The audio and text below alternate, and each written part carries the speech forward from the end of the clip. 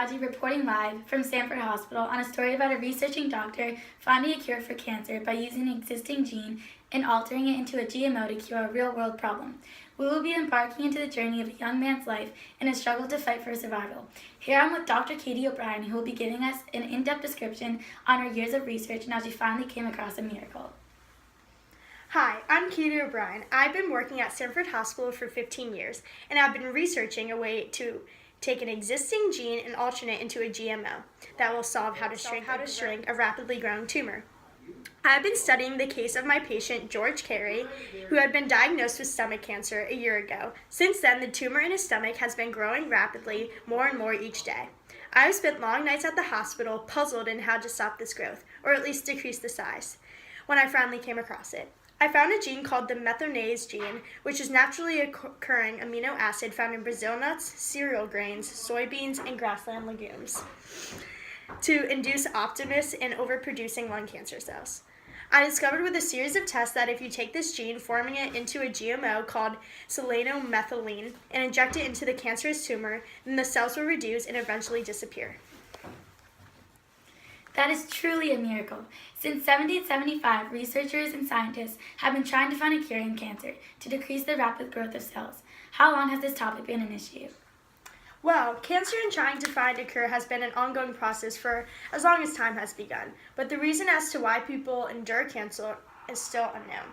Of course, there are many conspiracies and educated reasons as to why people are more likely to get cancer. For example, smoking, radiation, viruses increase the risk factor, but scientists are still being questioned.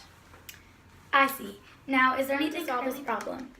Of course, there are many actions being taken into action, such as certain medications like chemotherapy, radiation therapy, surgeries to get the tissue removed, and personalized treatments based on your tissue alone or like your disease. What is the genetic modification that you've created to solve this problem? I've created a GMO called selenomethylene, which is a naturally occurring amino acid found in Brazil nuts, cereal grains, and soybeans to induce optimus in overproducing lung cancer cells. Now, you stated that you modified an already existing GMO. Can you explain what that was? Yes, the existing GMO is called methionine gamma. A lyase gene participates in breaking down substances through enzymes. How is this done? Through selena amino acid metabolism. What gene did they target? Cytosolic protein of Escherichia coli, which triggers cell division. And what was the outcome? Did it solve a problem? Of course, this gene with the modification is selenomethionine, allowing the cancer cells to undertake the normal dying process of healthy cells. What genes are you proposing to alter in your GMO? What do these genes control? You're close and personal to George Carey, the patient who has been suffering the fight to survive with growing cancerous tumors in his stomach. He has been chosen by Dr. Katie O'Brien to be injected with the modification of an existing gene that will stop his growth of the tumors. Here is a live video of his condition he is in right now, and Dr. Katie O'Brien explaining what she will be injecting into the patient, as well as seeing her proceeding with it. How will you be inserting this gene into George Carey?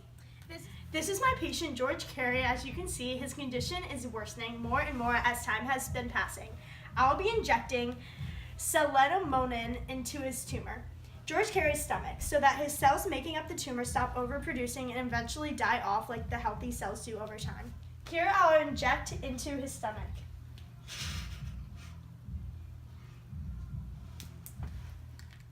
It has been concluded that in the U.S., 1,685,210 new cases of cancer will be diagnosed and 595,690 people will die from this diagnosis. How will this new cure benefit the society? This development would allow the development of treatment options for patients suffering with the inoperable cancer tumors. Overall, this is hoped to decrease the deaths from cancer from the staggering statistic number, as well as the development of cancerous tumors in patients.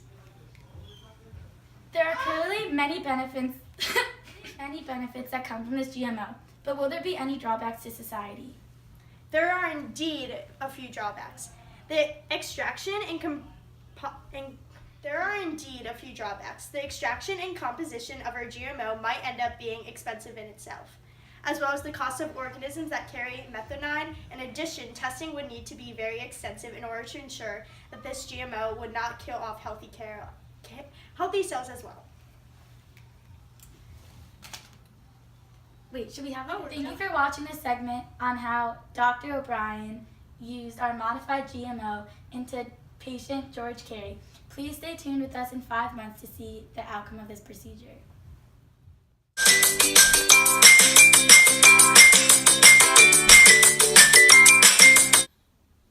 Here I am with my patient 2 years later. It's been a long recovery, but I feel much better. I feel like I'm really striving now. Thank you.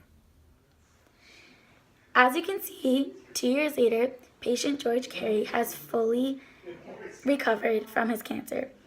Our modified GMO has successfully thrived in our patient. I hope this reaches out to any researchers trying to discover a way to cure cancer. We've had many supporters donate money to make this accomplishable. Thank you for watching News 12.